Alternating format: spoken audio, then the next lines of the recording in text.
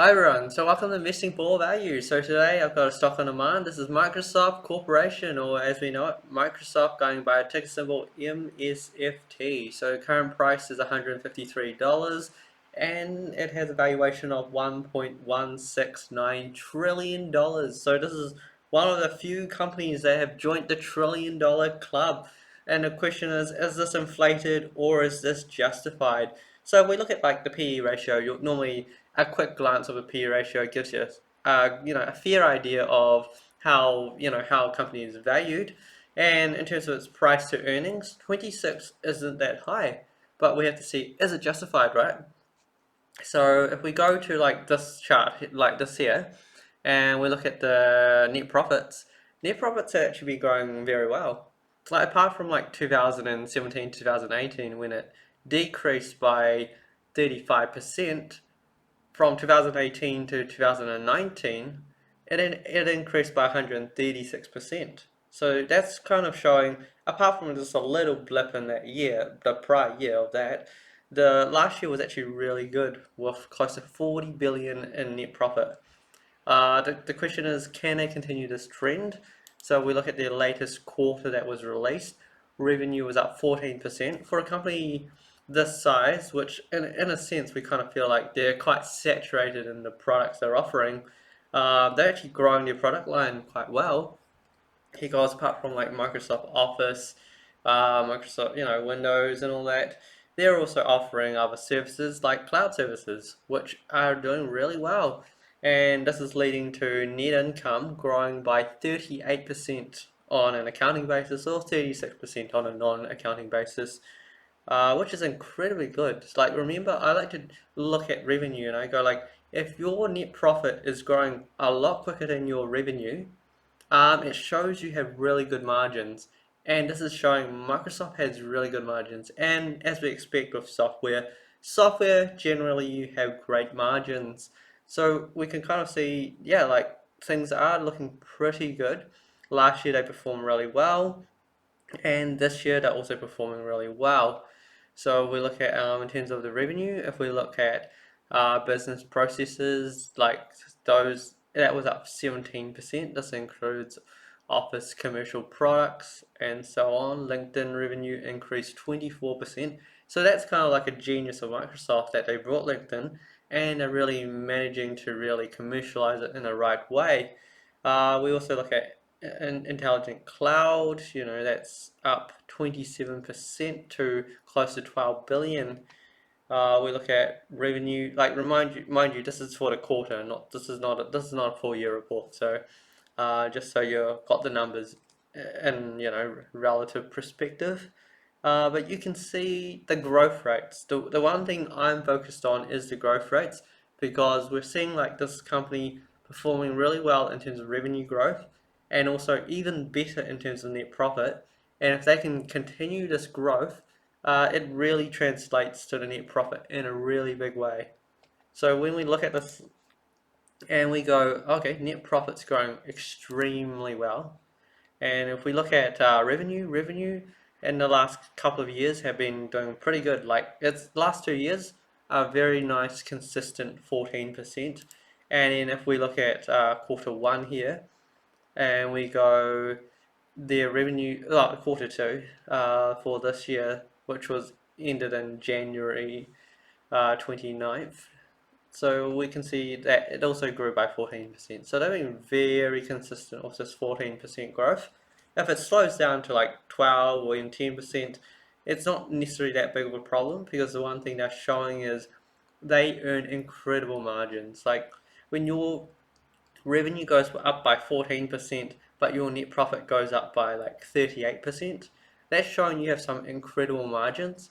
And if we go like, if they can continue this kind of like movement of like 38% net profit growth, then their PE is going to go to 20 or below next year, and which is incredible. Like, you have to look at Microsoft and go, is this a company that's doing something very, does it have a really strong competitive advantage?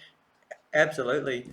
The only company that's really challenging Microsoft in terms of like the computering side and operating system side is literally Apple and also Alphabet because of the mobile operating system. These days, a lot of people are using mobile tablets.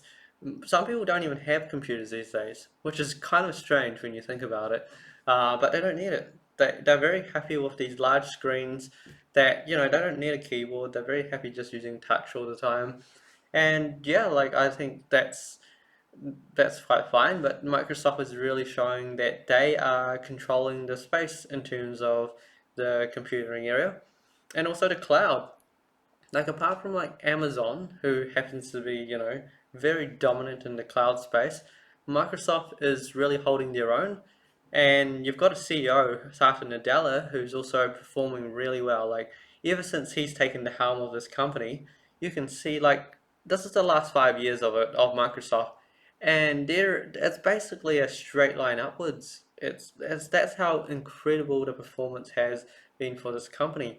He's managed to steer the company in the right direction and are building for the future. Like the products that are coming out, even this year, they look incredibly good. So you kind of, I'd give the company a benefit of the doubt. And if you ask me, is this company selling at a good price? Yeah, I think so. Like 26 for a PE of 26 is actually quite low for a company in terms of like that's this if that has like this kind of competitive advantage, it's not a company that anyone can just come in and challenge it. So it's incredibly strong at what it does, and it's also growing at a really good rate, particularly those net profits. So if those net profits can keep growing, then this kind of pricing is actually fairly cheap in a sense. So you can kind of see like it did like peak around $170 and it came back down. But if you're willing to hold for a long run, next year the pricing for the stock will be even higher given how they're performing. And I don't think the current situation really affects them because at the end of the day, like businesses have to run, people have to go on the computers, and the one company that's supplying all these really useful products is Microsoft. So I can only see them continuing to perform very well. And yeah, like I maybe the current situation with the volatility, it can get sold down, which presents an opportunity for you to buy. At the current pricing, I would be like, you're paying fair price at this current pricing, or even a little bit low below fair price. Like this kind of company should be selling at a P of like 30, to be fair, but they're at 26, which is a bit lower than 30. Not an incredible discount on fair value. So you could, but if this company ever got to like a P of like 20 this year, then yeah, I'd say outright this is a really good buy. Even right now, it's not a bad purchase. So in terms of value, yeah, Microsoft has proven time and time again this is a company that can continue to build value, continue to get a good return, and and it's also continuing to expand its product range, and it's got a really good CEO who can has a really good vision for the future, as well as being responsible. The CEO has made commitments to, try to look at building a company that not only has really good net profits, but also looks after the social needs and the viability of the planet itself. So I very much like Microsoft, but the question is, what's the upside? So if we were to consider the upside, maybe like it's like the upside is an incredible upside. Like we're talking about a company that looks like it's growing really consistently in terms of like a share price basis by like 20% or around there, which isn't bad. So it just depends. Like it's a question of is 20% enough for you to hold for for 12 months? And that's kind of your decision to make. For me, like I like my returns even higher than that. So like if Microsoft came like much lower, then I'd be very interested. At the current price, it's not too bad. Like you'd get a fair return. Like it's better than holding your money in a bank, particularly now that interest rates are come down so low. So Microsoft, your money would be at a good safe position given with them. yeah, that's kind of, yeah, like that's what I'm seeing in terms of these numbers. Of course, those numbers could drop, and you got to be prepared for that. So that's why you usually want to just buy at a margin of safety.